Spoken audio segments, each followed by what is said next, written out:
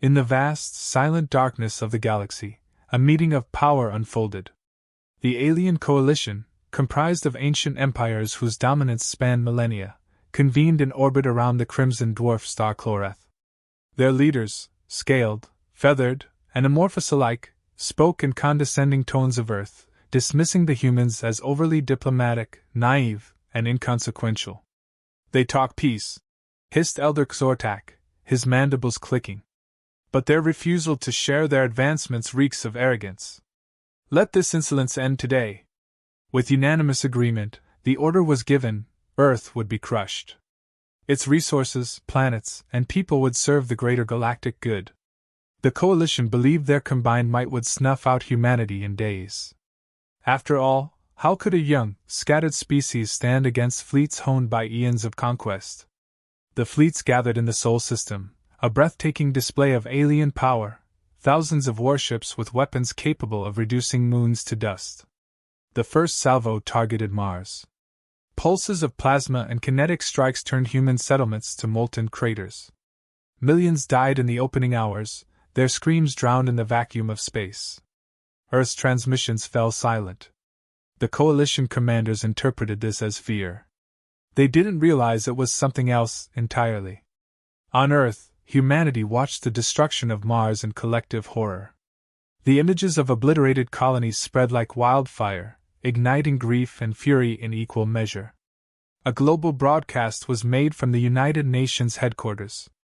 The face of the Secretary-General was grim, eyes shadowed by exhaustion and resolve. "To the coalition who have spilled the blood of our people, we extended a hand of peace, and you've answered with genocide. Humanity will not cower. You have awakened something ancient within us. You have made a mistake you will not live to regret." Across the Sol system, humanity's remaining forces mobilized. Ships previously deemed diplomatic escorts revealed their true nature, transforming into war machines bristling with weapons. Orbital platforms, thought to be communication hubs, shifted to defensive arrays powered by technologies that hadn't been disclosed to the galaxy. A quiet hum of energy built across Earth's defenses, invisible to the coalition ships prowling the skies. The coalition's confidence persisted as they moved toward Earth. Their sensors detected nothing threatening, only weak transmissions and surface-level activity. Xortak sneered, satisfied that the humans would crumble as predicted. But when the first fleet passed the threshold of Earth's orbit, the trap was sprung. Massive plasma bursts erupted from cloaked orbital platforms, shredding the lead alien ships before they could raise shields. Automated drones, small and agile, swarmed the invading fleets, cutting through hulls with surgical precision. Within moments, dozens of coalition ships were debris, their crews dead before they understood what had hit them. On the ground, Earth's military leadership was coldly efficient. Orders flew between hidden command centers, where artificial intelligences worked alongside human tacticians. Years of planning for this moment unfolded with chilling accuracy. Reports filtered back to the coalition command. Entire squadrons had gone dark, their ships torn apart by weaponry that defied conventional physics. Xortak, seated in his grand flagship, felt a pang of unease. "What is this?" he growled to his subordinates. "The humans were supposed to be defenseless." The response was silence.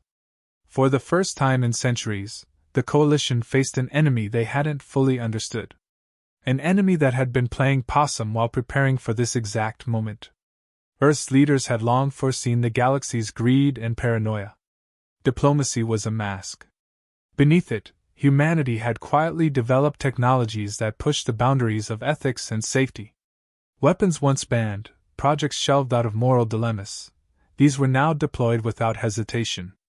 As the battle raged, the coalition realized that humanity was not reacting, it was retaliating. The silence following the first counterattack was deafening. Coalition commanders, confident in their superiority, struggled to comprehend how their fleets had been annihilated in Earth's orbit. Reports trickled in, descriptions of weapons their sensors could not detect, attacks from drones that moved too fast for targeting systems to lock onto, and damage that suggested humanity's weaponry operated on principles the coalition didn't fully understand. Far from Earth, aboard a coalition dreadnought, Elder Xortax slammed a clawed hand against his console. "This is trickery!" he spat. "A desperate display! Press the attack! Overwhelm them with numbers!" But numbers were no longer an advantage. For every coalition ship that advanced, humanity revealed another hidden card. Space stations once thought obsolete sprang to life, launching volleys of precision-guided kinetic rods that penetrated even the thickest hulls. Automated defense systems, entirely AI-controlled, adapted faster than the coalition's organic commanders could counter. It was as if humanity had rehearsed this battle 1,000 times. And then the ground war began. Coalition troops, expecting an easy occupation, descended onto Earth's surface in droves. Their first mistake was assuming the humans would fight conventionally. Their second mistake was underestimating the soldiers waiting for them. Humanity's genetically engineered infantry emerged from underground bunkers and concealed fortifications, creatures of war designed for no other purpose. Towering, resilient, and enhanced to operate under extreme conditions, these soldiers struck fear into the hearts of seasoned alien warriors. Coalition troops aimed their weapons at human soldiers only to find their projectiles stopped by reactive armor integrated into human bodies.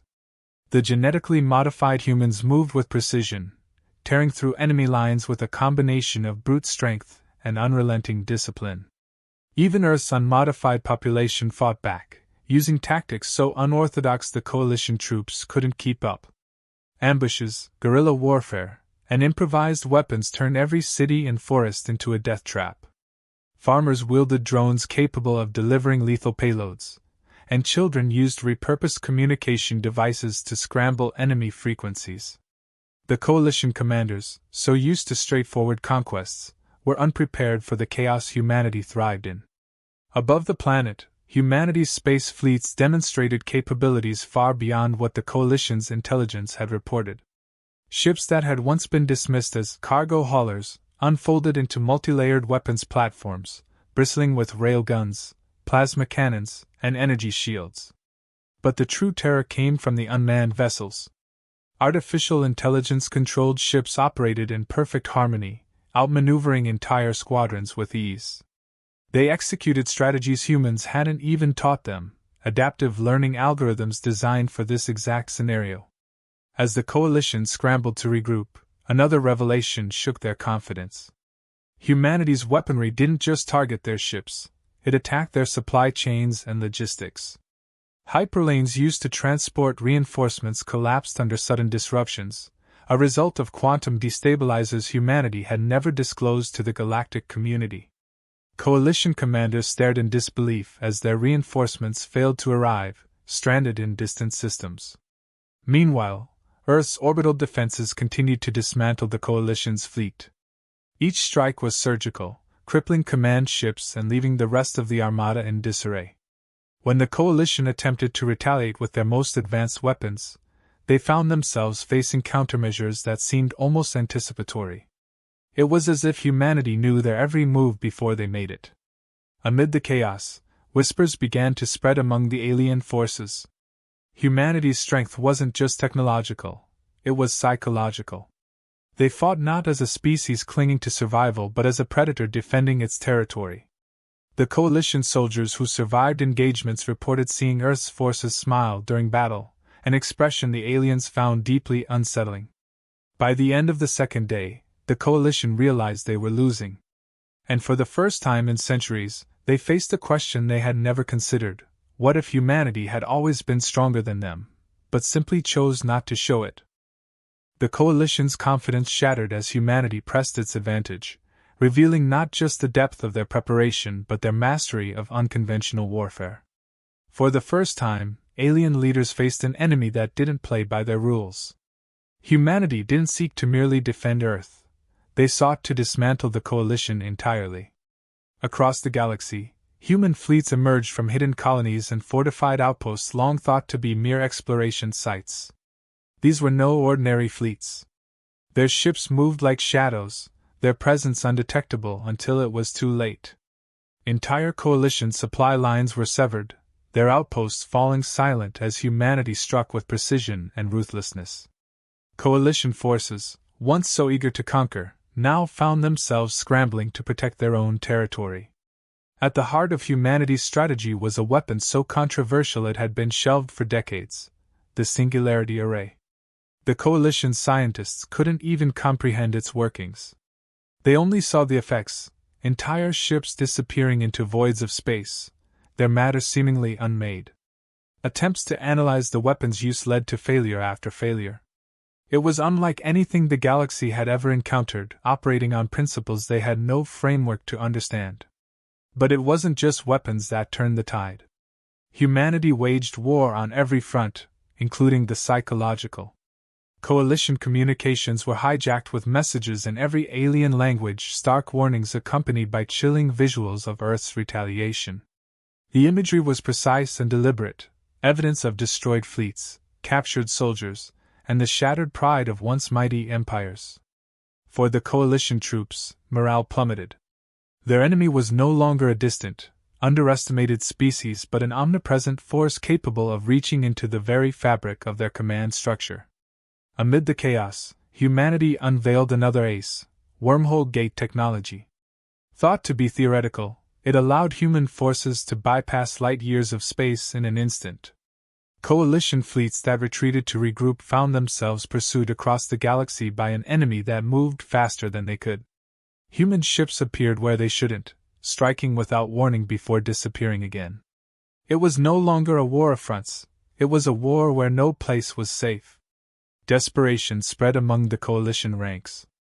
They turned to scorched earth tactics, targeting human colonies far from Earth. But these acts only fueled humanity's resolve. The Coalition soon learned that these colonies were bait, traps designed to lure their forces into ambushes. Human fleets waited in the shadows, annihilating Coalition ships the moment they arrived. Among the Coalition leaders, Elder Xortak struggled to maintain control. His commands were met with hesitation and fear. Reports from the frontlines described human soldiers who fought with unmatched ferocity.